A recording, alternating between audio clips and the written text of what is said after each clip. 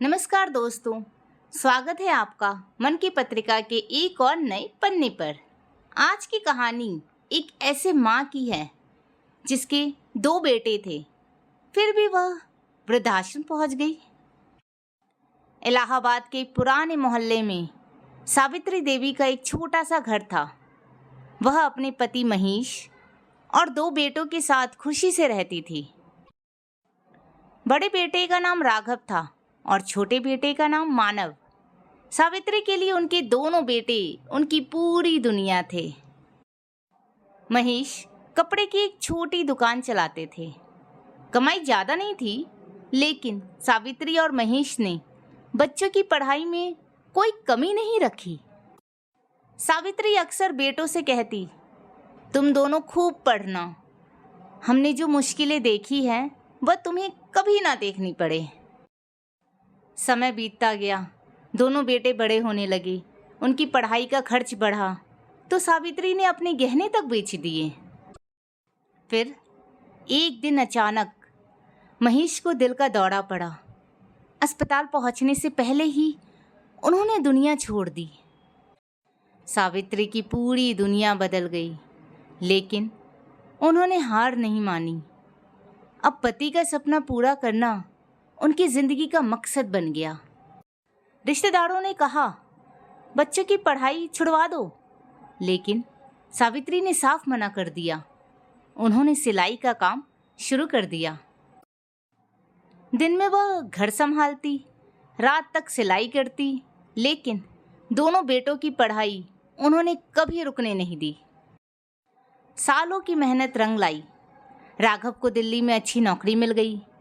कुछ समय बाद मानव को भी बेंगलुरु में नौकरी मिल गई। सावित्री बहुत खुश थी। उन्हें लगा अब उनके बेटों की जिंदगी बन गई है, उनकी सारी मेहनत सफल हो गई। कुछ साल बाद दोनों बेटों की शादी हो गई। दोनों ने बड़े शहरों में घर ले लिए। सावित्री अपने पुराने घर में अकेली रहने लगी।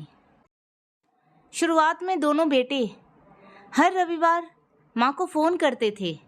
फिर फ़ोन धीरे धीरे कम होने लगे, लेकिन सावित्री ने कभी शिकायत नहीं की।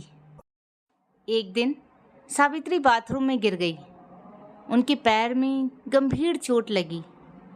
पड़ोसियों ने उन्हें अस्पताल पहुंचाया और राघव को फ़ोन किया। राघव तुरंत माँ के पास आया। उसने अच्छे डॉक्टर से इलाज करवाया। फिर माँ से कहा, अब आप अकेली नहीं रहेंगी। सावित्री को लगा अब वह अपने बेटों के साथ रहेंगी, लेकिन उसी रात उन्होंने राघव और उसकी पत्नी की बातें सुन ली। राघव की पत्नी कह रही थी, हमारे घर में जगह कहाँ है? माँ हमेशा हमारे साथ कैसे रहेंगी? मानव भी तो उनका बेटा है। कुछ दिन बाद मानव भी आ गया। दोनों भाइयों ने फैसला किया, माँ 6 महीने राघव के पास रहेगी और 6 महीने मानव के पास। सावित्री चुपचाप उनकी बातें सुनती रही। जिन बेटों को उन्होंने कभी बांटा नहीं था, आज वही बेटे अपनी माँ के रहने का समय बांट रहे थे। पहले सावित्री राघव के घर गई। उन्हें कमरा मिला, खाना मिला, दवाइयाँ भी समय पर मिली, लेकिन किसी के पास उनके लिए समय नहीं था। 6 महीने बाद वह मानव के पास चली गई। वहाँ भी हर सुविधा थी, लेकिन सावित्री का अकेलापन वहाँ भी उनके साथ ही रहा। एक रात सावित्री को तेज बुखार हो गया। मानव परिवार के साथ बाहर गया था। उस रात घर की नौकरानी सावित्री के पास बैठी रही। अगली सुबह डॉक्टर आया, दवाइयाँ भी आ गई, लेकिन सावित्री के मन में एक सवाल था, क्या बुढ़ापे में सिर्फ दवा और खाना ही काफ़ी है? कुछ दिनों बाद दोनों भाइयों में बहस हुई। कोई माँ को अपने पास रखने के लिए तैयार नहीं था। दोनों अपनी अपनी मजबूरियाँ बता रहे थे। सावित्री चुपचाप सब सुन रही थी। उस रात सावित्री ने अपना पुराना बैग निकाला, कुछ कपड़े और पति की तस्वीर रखी। अगली सुबह वो बिना किसी को बताए घर से चली गई। मेज पर एक चिट्ठी रखी थी। मैं ऐसी जगह जा रही हूँ जहाँ मेरे रहने के महीने किसी को बांटने नहीं पड़ेंगे। दोनों बेटों ने माँ को बहुत ढूंढा, लेकिन उनका कोई पता नहीं चला। कुछ दिनों बाद राघव के पास एक वृद्धाश्रम से फोन आया। दोनों भाई तुरंत वृद्धाश्रम पहुंचे।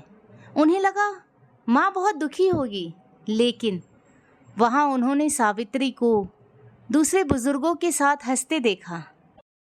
राघव ने कहा, माँ, हमारे साथ घर चलो। सावित्री ने उसकी तरफ देखा और सिर्फ इतना पूछा, किस घर? मानव की आंखों में आंसू आ गए। उसने कहा, माँ, हमसे गलती हो गई, हमें एक मौका और दे दो। सावित्री ने कहा, तुम दोनों ने मुझे सब कुछ दिया, खाना, दवाई और रहने के लिए कमरा, लेकिन एक चीज़ देना भूल गए, अपना समय।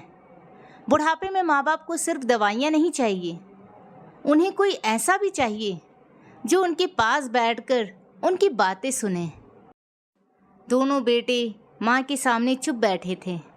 सावित्री ने कहा, मैं यहाँ अपनी मर्जी से रह रही हूँ, यहाँ मुझे फिर से जीने की वजह मिली है।